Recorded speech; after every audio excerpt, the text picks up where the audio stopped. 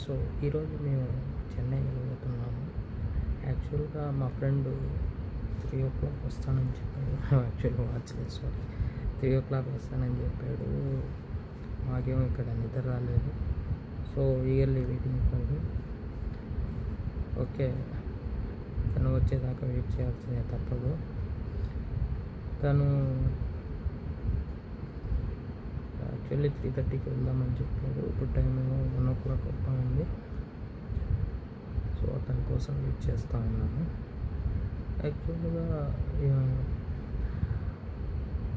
చెన్నై వెళ్ళాల్సిన main reason ఏంటంటే మేము ఒక బిజినెస్ పని మీద వెళ్తున్నాము. సో ఫ్రెండ్స్, అంత ఈజీ కాదు బిజినెస్ చేయాలంటే. మాకు ఇప్పుడిప్పుడే తెలుస్తూ ఉంది.